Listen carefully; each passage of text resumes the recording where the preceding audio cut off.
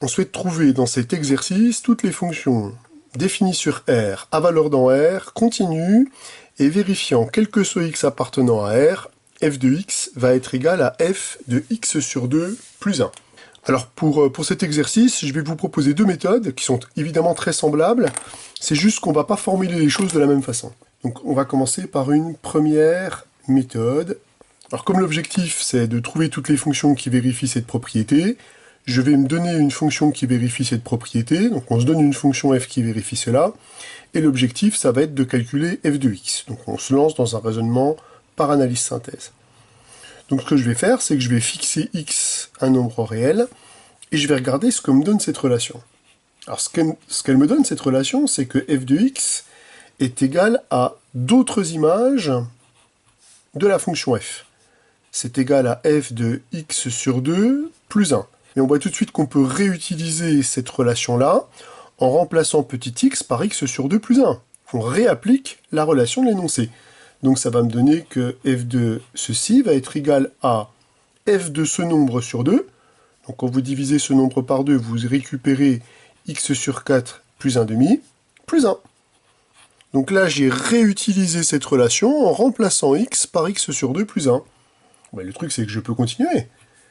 L'image de ce nombre-là, en réutilisant cette relation, c'est l'image de ce nombre divisé par 2 plus 1. Donc je vais récupérer x sur 8 plus 1 quart plus 1 demi. Voilà, là c'est le nombre divisé par 2 plus 1. Et on voit qu'on peut continuer le procédé comme ça.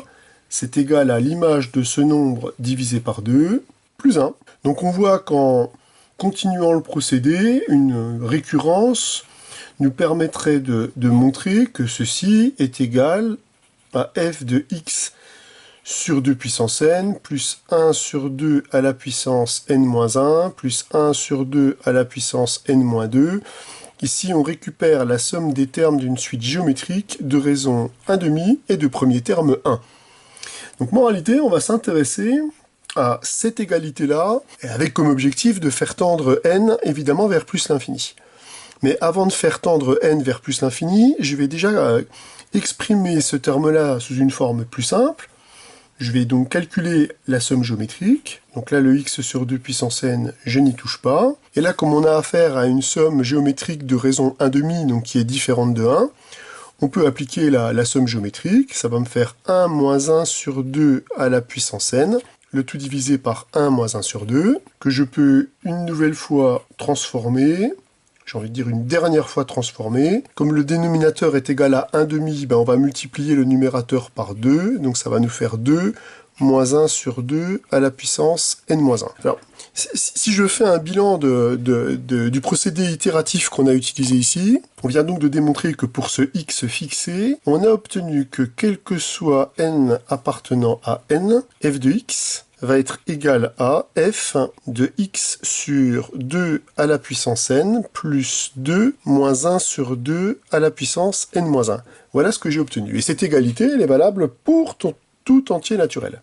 Or, comme la fonction f est continue, et comme la limite lorsque n tend vers plus l'infini du terme qui est dans la fonction f, x sur 2 à la puissance n plus 2 moins 1 sur 2 à la puissance n-1, je récupère que la limite de ce terme-là est égale à 2, puisque ces deux suites-là sont géométriques de raison 1/2, donc elles convergent toutes les deux vers 0. Or, comme f est continue, eh bien, quand on calcule la limite de cette expression, la limite lorsque n tend vers l'infini de f de x sur 2 à la puissance n plus 2 moins 1 sur 2 à la puissance n-1, on peut passer à la limite dans la fonction f, puisque celle-ci est continue et converge vers 2, la continuité de la fonction f en 2 nous permet de récupérer cette information-là. Mais on peut aussi calculer la limite par un autre biais, puisque cette suite, la relation qui est ici, nous permet de dire qu'elle est également constante, égale à f de x, puisqu'on a cette relation qui est égale à f de x pour tout n appartenant à n. Donc la limite de cette suite-là, elle est aussi égale à f de x. Ce qui permet de dire que par unicité de la limite, eh bien, on obtient que f de x est égal à f de 2. Le calcul que je viens de faire, je l'ai réalisé pour une valeur de x fixée, il est donc réalisable pour n'importe quelle valeur de x. Donc on obtient donc que pour tout x appartenant à R, f de x est donc égal à f de 2, ce qui permet d'attester que la fonction f est constante. On vient donc de démontrer que les fonctions qui vérifient cette relation-là et qui sont continues sont nécessairement des fonctions constantes. Si on arrive à traiter la réciproque, on aura terminé, mais là la réciproque est évidente. Si vous prenez une fonction constante, il est bien évident qu'elle vérifie cette relation pour tout x appartenant à R et qu'elle est continue. Donc on peut dire que les fonctions constantes sont exactement les fonctions qui sont solution de notre problème. Alors je vous propose néanmoins une deuxième approche pour pouvoir réaliser cet exercice, une approche encore plus rapide. C'est toujours évidemment un raisonnement par analyse-synthèse, je vais toujours me donner une fonction qui vérifie ses propriétés, mais je vais introduire une suite. Puisque vous voyez, quand on était parti d'un nombre réel x et qu'on a écrit ces relations-là, on a vu que pour passer d'un terme à l'autre, on réalisait toujours la même opération. On prend x, on le multiplie par 1,5, on ajoute 1. On prend ce terme-là, on le multiplie par 1,5, on ajoute 1. On prend ce terme-là, on le multiplie par 1,5, on ajoute 1. C'est toujours le même procédé qu'on applique. Et ça fait vraiment penser à une suite récurrente. À une suite récurrente où, pour passer du terme au temps n plus 1 au temps n, on fait quoi? Eh bien, on multiplie le terme au temps n par 2 et on lui ajoute 1 pour récupérer le terme suivant. Avec quoi comme condition initiale? Avec comme condition initiale, u0 est égal à x. Ça paraît très intéressant d'étudier, de voir quel lien cette suite récurrente a avec notre problème. Déjà, cette suite, c'est une suite arithmético-géométrique, donc on pourra déterminer son terme général en fonction de n rapidement, et on constate que si f vérifie cette propriété, donc on dispose de la relation suivante, pour tout n appartenant à n, f de un est égal à f de un plus 1. Ça nous assure que la suite f de un est une suite qui est constante. Donc, si elle est constante et égale à son premier terme, f de un est constante et égale à f de x. Maintenant, ce qu'on peut faire, c'est étudier la suite arithmético-géométrique un, trouver son terme général et calculer la limite de la suite f de un par un autre biais. Alors, pour déterminer le terme général d'une suite arithmético-géométrique en fonction de n, ça, on sait bien faire. On écrit la relation de récurrence, on écrit sa relation à la limite, donc j'appelle L l'unique solution de cette équation du premier degré, et on constate qu'en effectuant la différence entre ces deux termes, on va récupérer directement que la suite un-L est géométrique de raison 1,5, puisqu'on voit que les termes 1 s'éliminent, et en factorisant 1,5, on récupère cette relation-là. Moralité, on récupère que un-L est donc égal à 1 sur 2 à la puissance n multiplié par u0 moins L.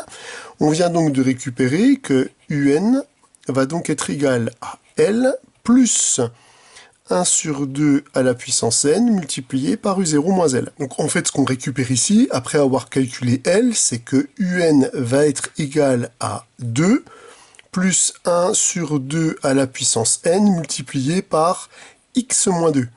Puisque u0 est égal à x, c'est notre condition initiale, et on voit ici que L est égal à 2. Vous voyez que ce qu'on récupère, c'est exactement le terme général de la suite qu'on a défini ici par itération successive.